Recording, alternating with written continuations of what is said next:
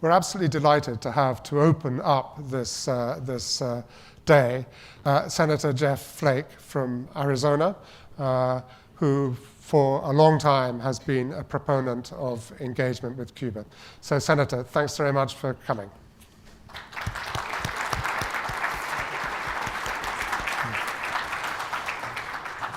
Thank you. Senator, you, as I said, have long been a proponent of more engagement with Cuba. You were, in fact, I believe, the only Republican on the congressional delegation who went in early August to Havana to be present for the reopening of the American embassy there on the Malecon. Can you tell us, first of all, why you were there and why you were the only Republican who was there? Don't tell anybody. That's how I get a primary, usually. But, no, when I got to Congress, I served 12 years in the House before coming to the Senate. And when I got to the House, it had just always bothered me as a Republican that we preach the gospel of contact and commerce and engagement and trade as a way to nudge countries toward democracy. But yet we said with Cuba, no, not so fast. And it just never made sense to me. And so that's why I got involved. Plus, I took a poll among Cuban Americans in Arizona, and both of them said, move right ahead with this. I like what you're doing. But early on, we had a Cuba working group, which is a very small group, an equal number of Republicans and Democrats in the House. And we were able to pass legislation on appropriation bills to remove the travel ban. That was what I was concerned with mostly, thinking that if we could do that, the other things would follow pretty quickly. We were able to pass that a few times. We couldn't get President Bush to sign it. But then then we went further, and then President Obama was elected. He made the move to allow Cuban Americans to travel back and forth freely. That was the biggest change that we've seen prior to December 17th, and remit as much money basically as they wanted to. That has made a huge difference where we are today. But then when Alan Gross was detained, we really couldn't move our policy any further until that was settled. I went to see Alan a year ago in November in Havana. And then when I came back, went to the White House and encouraged them to, if they weren't moving quickly to resolve that situation, as Alan Gross was in a bad way at that time. But they were negotiating, and I got a call if I could be to the airport at Andrews on December 17th at 5 a.m., not to tell my wife or my staff where I was going. And myself and Pat Leahy were there with Alan Gross's wife, Judy, and we flew down to pick up Alan. And then on the way back is when the announcement came that we would have changes in policy, or as soon as we landed, the president had the press conference. And so that's what kind of led to my involvement in August going down. Sorry, a long answer to a short question, but it was a wonderful thing to see. I wish there had been more Republicans on the flight. There have been other Republicans involved in this, but I was glad to be there. Sure, and what's your, almost 1 year on, what's your kind of assessment of how things have gone in this process, and what would you like to see as the kind of next steps? Right. Well, I think your assessment was right. We've seen fits and starts of reform over the years, and I've been traveling down, quite frequently over the past 15 years. And now you do get the sense that these changes that have been made are irreversible. And that's one change that I've seen in the past year. Obviously, moving ahead, we would like to see the U.S. government take a few more steps. We'd like to see the Cuban government move more quickly. But there are some big changes that are happening. I suppose the biggest probably is just the number of Cubans now that are working to the extent possible outside of the government sphere. Yeah. Whether it's private restaurants or bed and breakfasts. Airbnb has 2,500 listings there. Auto repair facilities, beauty shops. These reforms that the Cuban government has allowed, coupled with what we've done, has made a big difference, and I think has led to reform that's probably irreversible.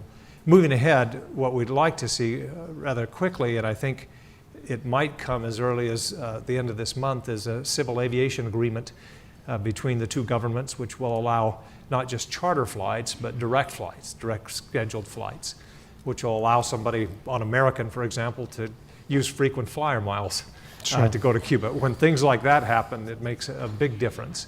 And then on this side, we're still encouraging the Obama administration to take a few additional moves. I think they've been surprised, pleasantly surprised, at the lack of blowback, particularly with regard to the travel provisions. But the categories of travel, the biggest one, the people-to-people exchange, now it's a group license. If that could be made an individual license, that would, coupled with civil aviation agreement and direct flights, would really throw the travel ban just about out. Sure. Well, I hope we'll explore some of those points with the officials in the next the second half of this session, let's say. But I mean, tell us how you see the politics of lifting the embargo. I mean, I think nobody expects that to happen in Congress until after the next election at the earliest, after the election next year. I mean, it's interesting that as you say, there's been less blowback on this than a lot of people expected. I mean, the polling suggests that. There's a new poll that the Atlantic Council did in 4 so-called heartland states, Ohio, Indiana, Iowa, and I think Tennessee. And it found majorities in favor of what the president is doing, including narrow majorities of Republicans. I mean, do you think there could be a reversal on this side, depending on who wins the White House next year, or do you think that that the next Congress could move forward on lifting the embargo? I think facts on the ground in Cuba will do more to change the policy and move the policy along than anything else.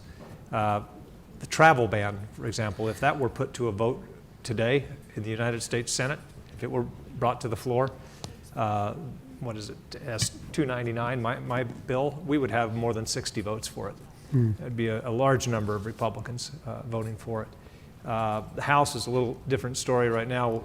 Really can't move it to the floor because leadership doesn't want it there. But if the changes that I just talked about are made with regard to civil aviation agreement, direct flights, and maybe a people-to-people individual license, then getting rid of the travel ban is more of an afterthought. The facts on the ground overwhelm the policy here.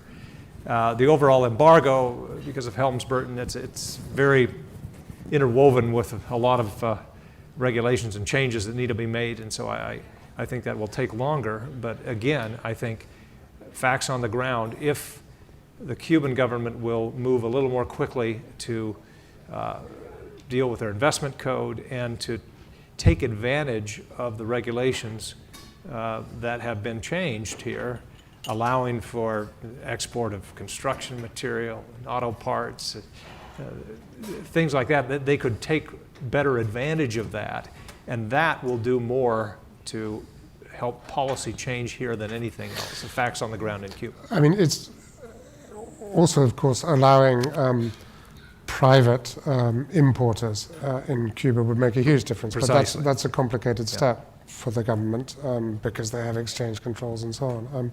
And that might take a while, but that would obviously make a big difference. It would. I mean, right now, the things I mentioned are very difficult because the Cuban government still holds on to the imports. There are some other things, depending on how companies here view and how willing they are to test the limits of the regulations. Microfinancing is allowed, but not defined, and that could be taken. There obviously we have to deal with attachment issues and compensation and whatnot, but there are some innovative ways to deal with some of the claims that are still there that some companies here are thinking of. So a lot is moving ahead, but it would really be aided by the Cuban government recognizing that we have a window here that we ought to take advantage of, and we've tried to impress that upon the Cuban government whenever we meet with them. Move ahead now, because President Rubio may not be so keen to move ahead. And so anyway, but I do think that as far as changing policy here, it really depends on the facts on the ground in Cuba, and that's why we're pushing for whatever regulations still can be changed, and like I said, not just on the travel, but I think overall diplomatic relations and some of the other measures that the administration has taken. I think they've been pleasantly surprised at the lack of blowback. Since you mentioned President Rubio, do you think he'd move back? No, I don't. I think when some people talk about reversing some of these changes, remember that in 2009, when the big change was made with regard to Cuban American travel, within months, Cuban Americans were traveling very frequently, and up to 400,000 before the new regulation changes. And there was talk by all of those who opposed the president's move that we're going to reverse this, we're going to reverse this. But within months, so many of their constituents were traveling that nobody really talked seriously about that. They would still, with a nod to the base, say we're going to do this, but there were no real measures to do it. And I think the same will be true with a President Rubio or another Republican president. Talk a little about it, but they won't want to reverse these changes. I mean, of course, Senator Rubio is one of quite a number of people in your party who believe profoundly that this is the wrong policy, and believe that the administration has given the Cuban government what they call a free pass, that there's been no negotiation of reciprocal moves that might include more radical political changes in Cuba towards liberal democracy, and more respect for civil and political freedoms. What do you say to those people? Well, I've always thought that when we talk about the regulations that we're changing and the policy that we change on this side, these aren't sanctions against Cubans, they're sanctions against Americans. And to demand some kind of action on the Cubans' part for removing the travel ban, for example, just never made sense to me. My first trip to Cuba in 2001, I met with a Cuban foreign minister at that time. I said, our aim in Congress is to lift the travel ban, and if human rights conditions don't improve here, we're going to lift the whole embargo. And that's kind of how I've always felt, that if you really want to punish the Castro brothers, make them deal with spring break once or twice. That's always made far more sense to me than the policy we've had.